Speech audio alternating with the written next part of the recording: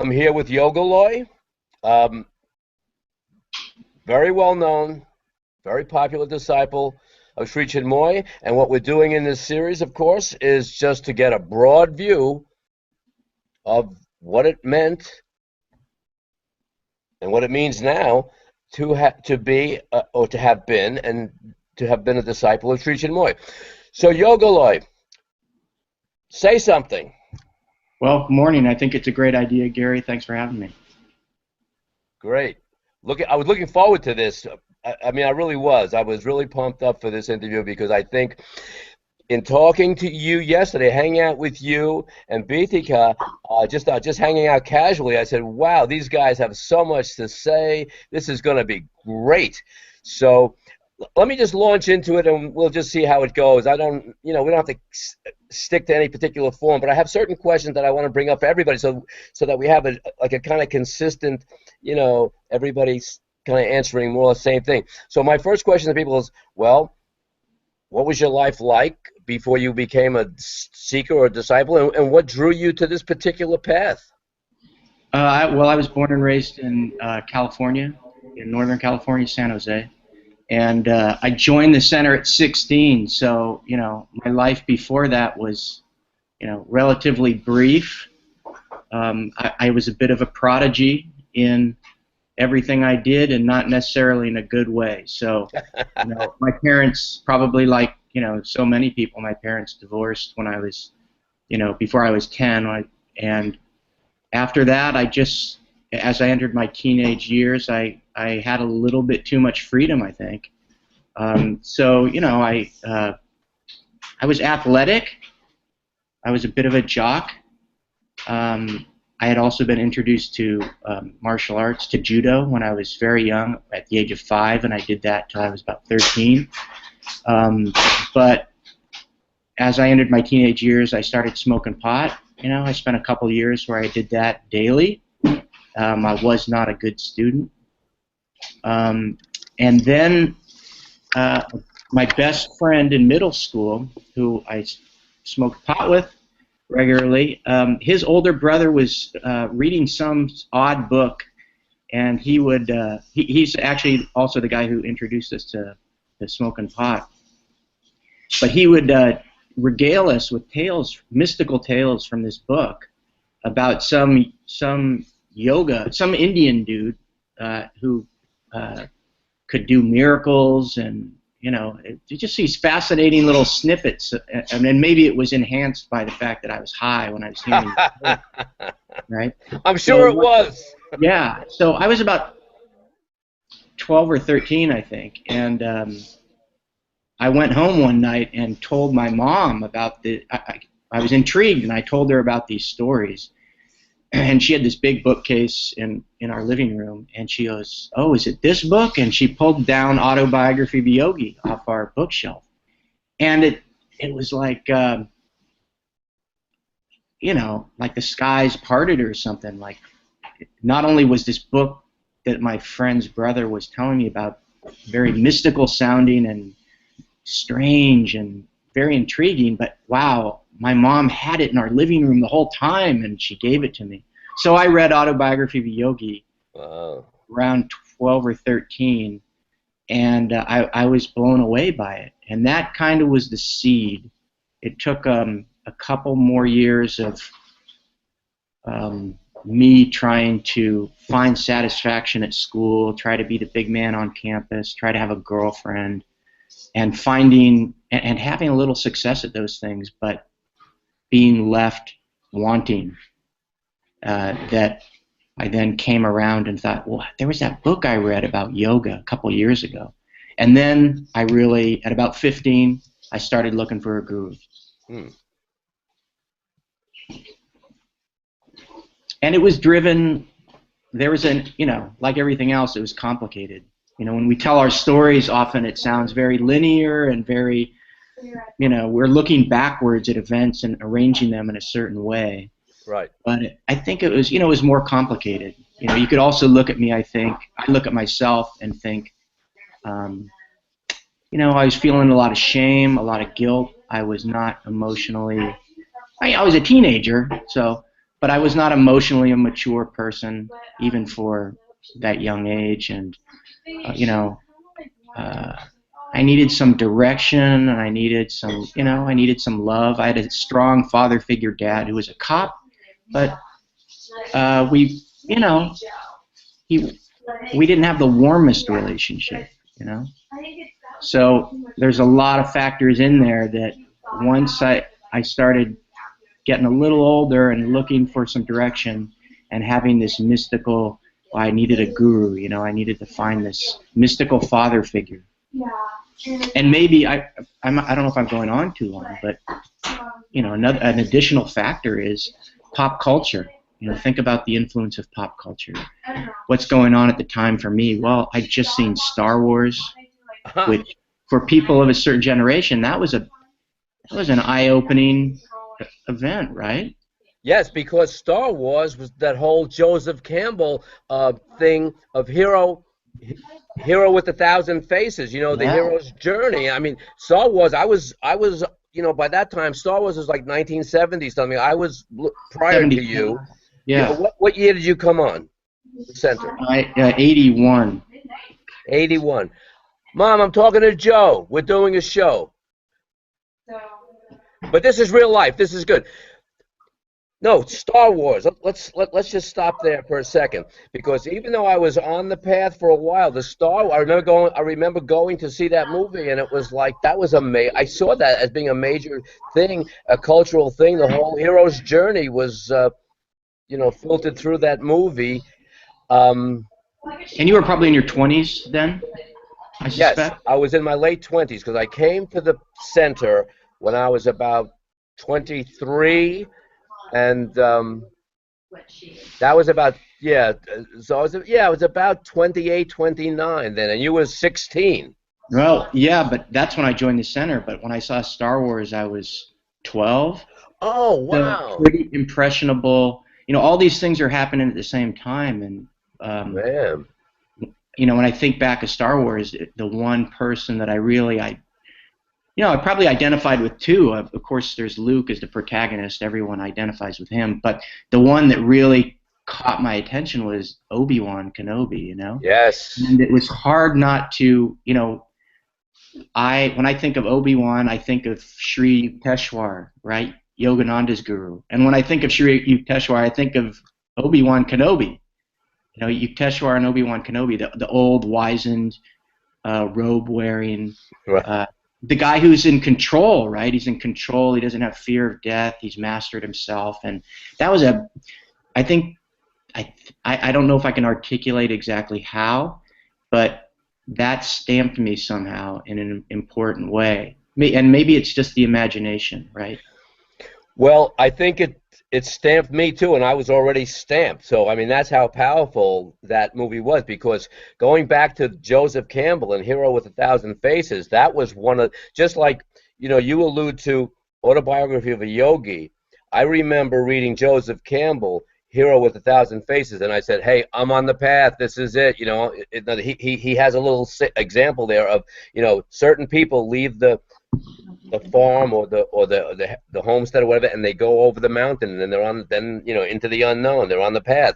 And like once I read that book, I said, hey, bingo. So and Star Wars was just a reiteration of that whole myth, or that whole narrative, that meta narrative, or whatever you want to call it. And some people criticize it because, it's this simplistic, rehash of these things. But I don't know. To me, that's okay, right? It's okay Yes. that it's simple, because I think those truths are sort of simple, and it's a great delivery vehicle for these archetypes that are long-standing in our human consciousness, Absolutely. Whether there's any substance to them or not, maybe that's something we'll discuss, or that's an age-old question, but they certainly grab, if you're ready for it, if you're the right sort of person, they certainly grab your attention. Absolutely. Let me, this whole Star Wars thing triggers something. Speaking of linear narrative, I want to jump ahead. We can backtrack, we can do anything we want to, but I want to get this out. And when I saw Star Wars, I remember what was going on for me, and I was working at the Smile of Beyond, and yesterday I realized in talking to you and Bidika, we were just hanging out on Google Hangouts, and I was so amazed that we had that Smile of the Beyond connection. By the way, we all had spiritual names in the center, and this didn't come up with my interview with Ann, but I was Swadine in the center. Mm. She was Fulela, and you're Yogaloy, and these were our identities. And you were, so I want to hear a little bit about your experience with the Smile of the Beyond, because that was my formative thing in the center. That's the Smile of the Beyond. That was my thing, and I had other things going on, different functions and whatever, the circus, but Smile of the Beyond was it. That was who I was in the center. So I want to hear about your experience in the Smile of the Beyond.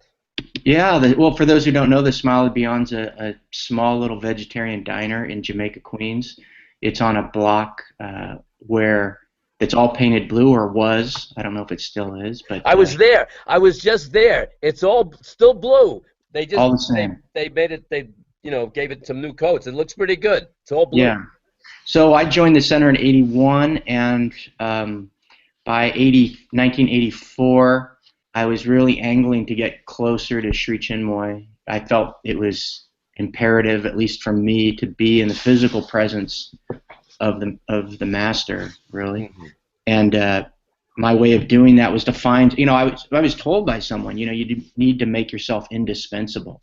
You need to find something in New York that, a reason to be there. You can't just ask to move, because Guru wouldn't allow it, at least at that time. No.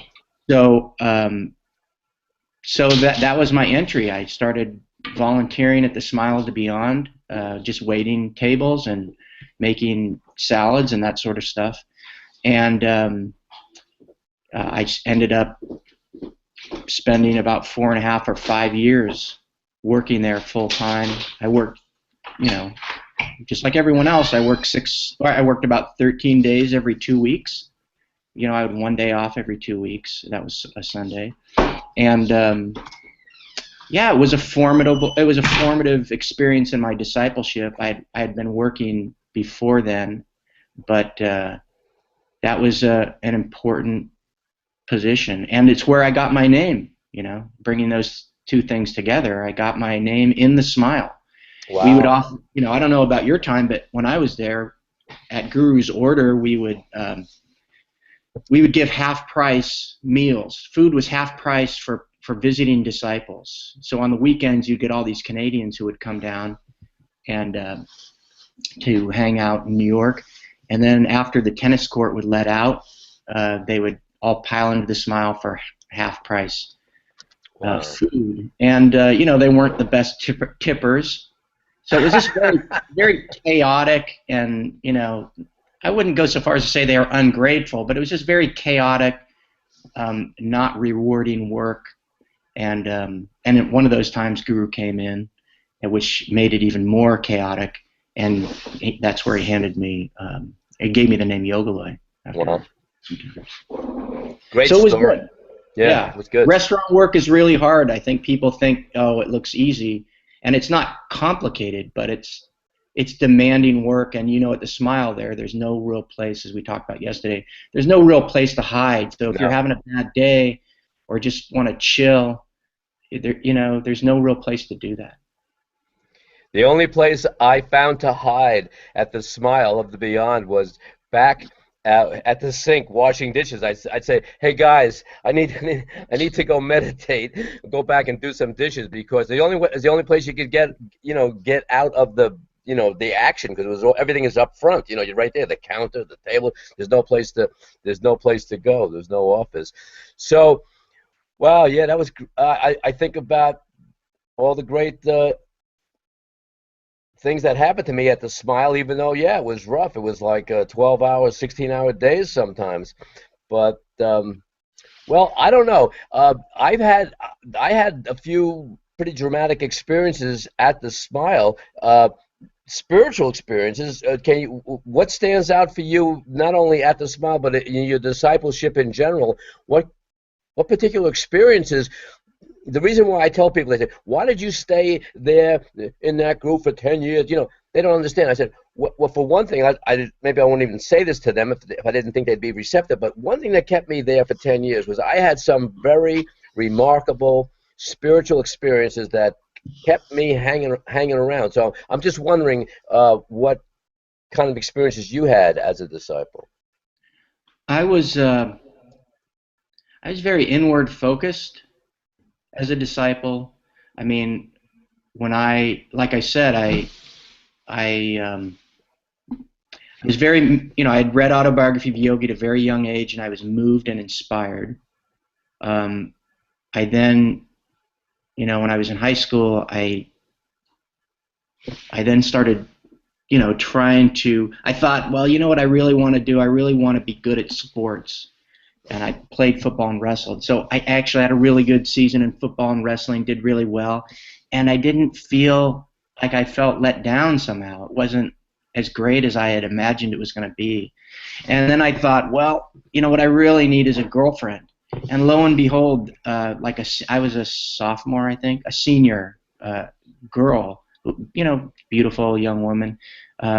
She, like out of the blue, was interested in me. And then I found that wasn't, that didn't do it for me either. And so about the beginning of my sophomore year, I started thinking about that book again. And I realized, I think this is what I really gotta go after. I gotta find a guru. But it was all inward driven. And I had tried various meditation practices. I actually met some disciples of Yogananda and tried to go on a retreat with them. And nothing really was, I didn't have any mystical experience like was described in Autobiography of a Yogi. Nothing. I would sit in the corner of my room with my eyes closed and tried to figure out which way was east, and it had a little shrine, but nothing ever, nothing ever really happened. And by this time, my good friend's older brother, he had joined the center. And I was begging him, I'd sort of come around and realized, well, maybe, I thought my guru had to be in India, but maybe this New York guru is the way to go. And I kept asking him, and he was not particularly helpful in trying to recruit me, which I saw as a bonus, actually. I had to work for it. So I had written New York, and somehow I'd gotten a picture of a transcendental. I think I cut it out of the only book that I had of Sri Chinmoy's. And I decided, well, I'm going to try their method. I'm going to, as you know, the method of meditation in the Sri Chinmoy Center was looking at Sri Chinmoy, the transcendental photograph of Sri Chinmoy's face that was airbrushed, it was black and white, and you would stare at it and try to enter into his consciousness or something like that. So I looked at that. I did that. I sat down for the first time and looked at this picture, and it was a, if you stare, I think, at any photograph or someone's face for a while, your eyes do, I don't know what's going on, but the face changes, and yes, all sorts of weird stuff. I don't know if that's a spiritual thing or that's just something that the mind does, as it relaxes. I'm not sure what's going on, but I am sure that when I was done, after about 15 or 20 minutes, just staring at the photo, I sat back on my bed in my parents' house, and I felt this incredible bliss that I'd never felt in any of the previous attempts at meditating. And I didn't know what to make of it. But I remember my initial thought was, wow, in just 15 minutes I feel this incredible joy, which I hadn't felt in my life, and I really needed. I was kind of miserable. Right. Even though I described my life in brief before, I mean, I was really unhappy. I was also, I was an asshole towards girls. I was ashamed kind of who I was as a person. Mm-hmm. This was in stark contrast, this feeling of joy and love that I felt. And I don't know where that came from or why it was triggered in that particular moment, but that's what I felt, and I thought, boom, this is it. Well, you That's know, the sign I was looking for. I can totally relate to what you're saying about that particular type of meditation because I had similar experiences where not the same as yours, but where I'd be looking at this picture and then lights would be, and as I say, I don't to this day I know I don't try to explain it, but not often, but sometimes like tears would start rolling down my eyes. I'm saying, what's going on?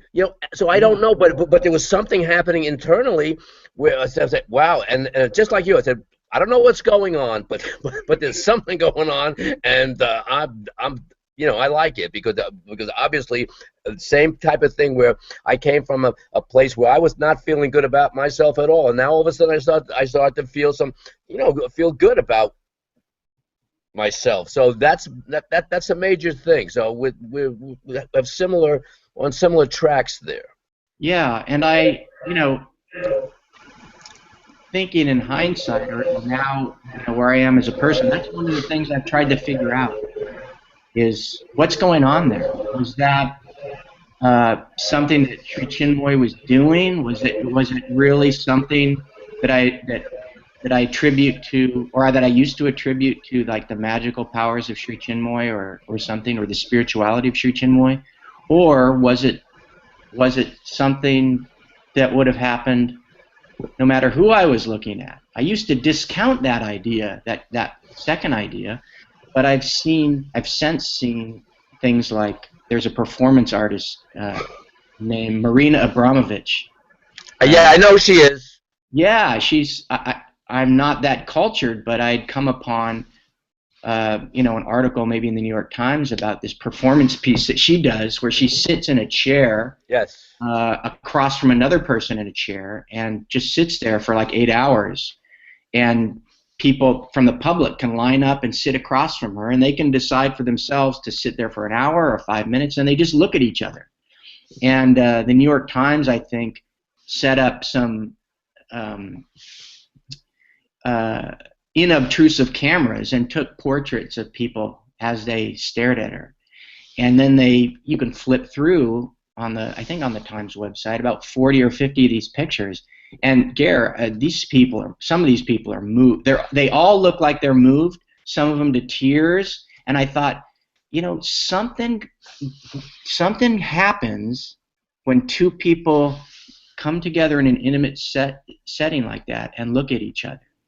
And I'm not sure either one of them knows exactly what's happening, and maybe nothing is transpiring between them. It's just, it evokes something in the people that is powerful.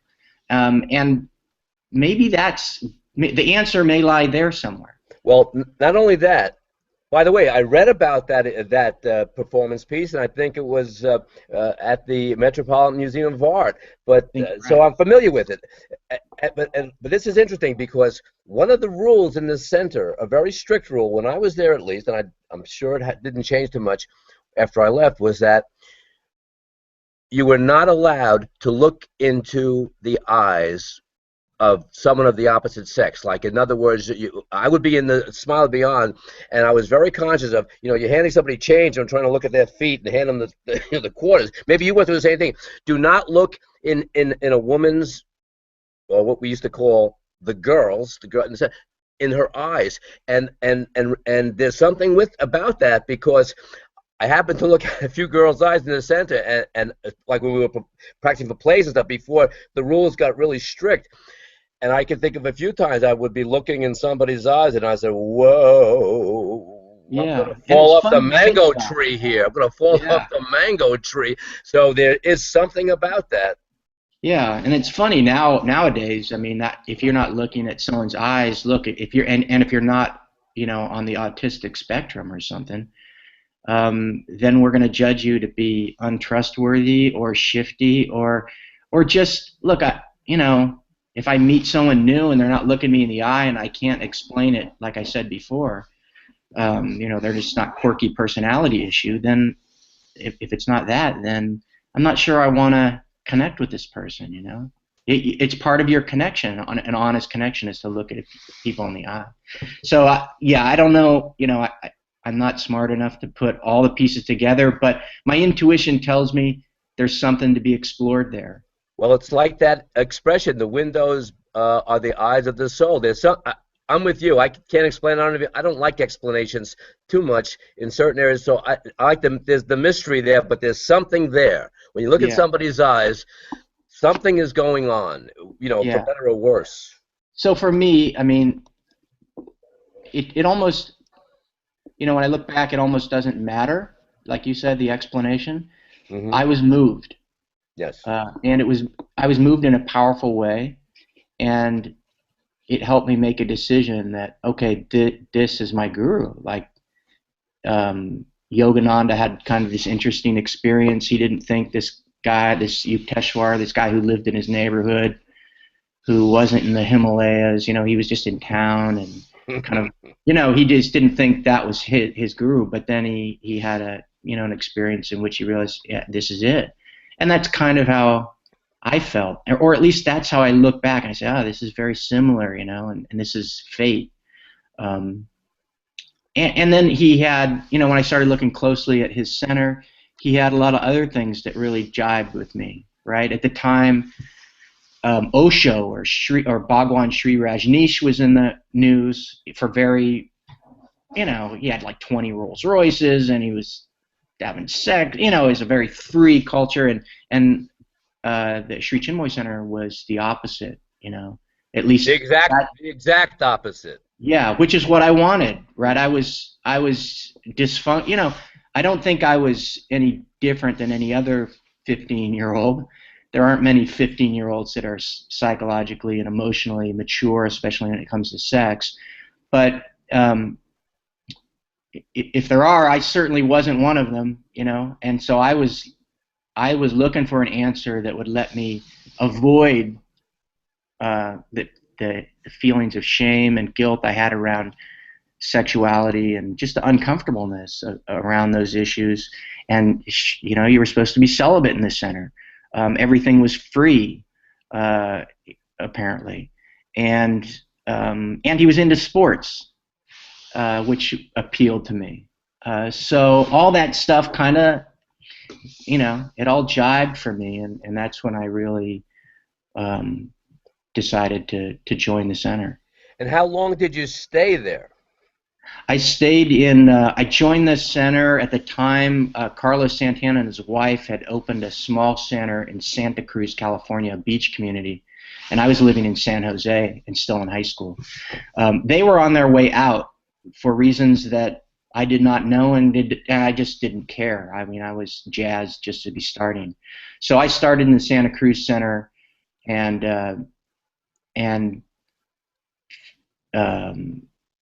finished out my high school career there. And once I graduated from high school in 1983, I just wanted to be a disciple full time. And I had made a trip or two to celebrations.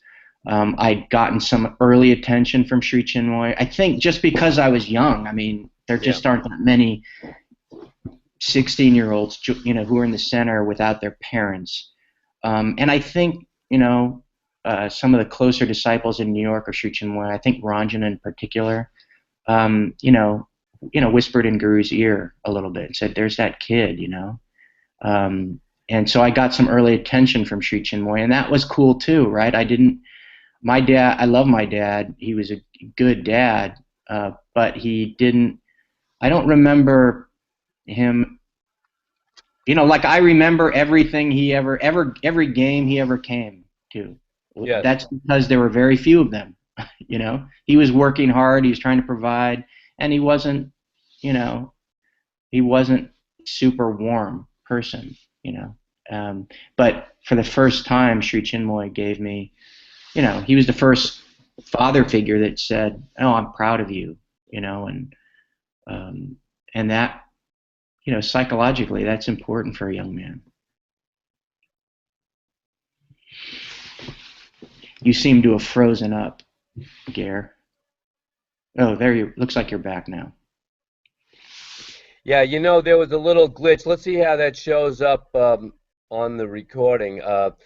I got a message here, saying my high CPU usage because of the Google Hangouts thing. But I think mostly it's okay because we went for 36 minutes there before the glitch. So let's just keep going and we'll see how it works out because we can always, I guess,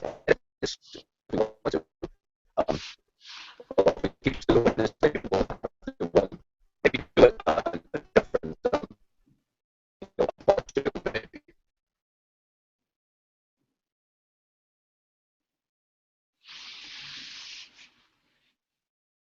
Yeah, so sorry for going on so long, but um, if you have any, if you want to shoot out your questions,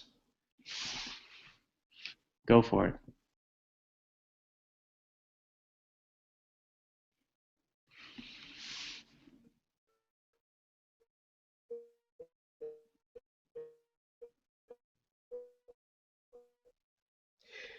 Joe, if Yeah. are you there?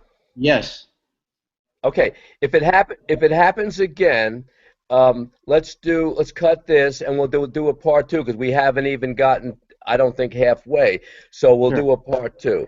But Yeah, I don't you know can what's edit going on it with my off. computer. I mean, nothing's happening on your end, right? This is on my end. I don't know why. It's a new computer, but who knows? Um, so let's continue on to another topic.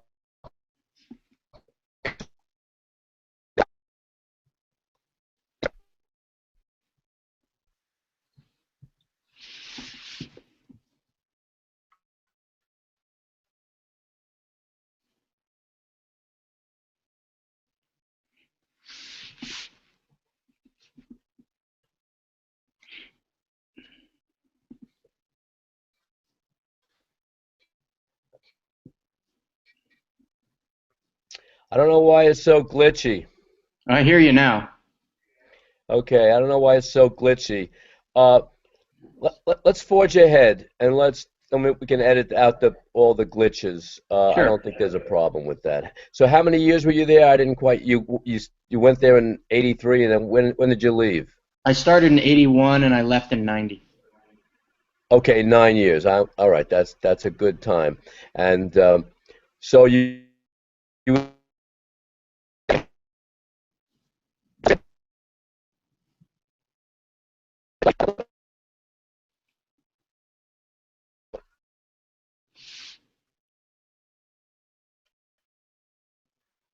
You want to try like kickstarting another session?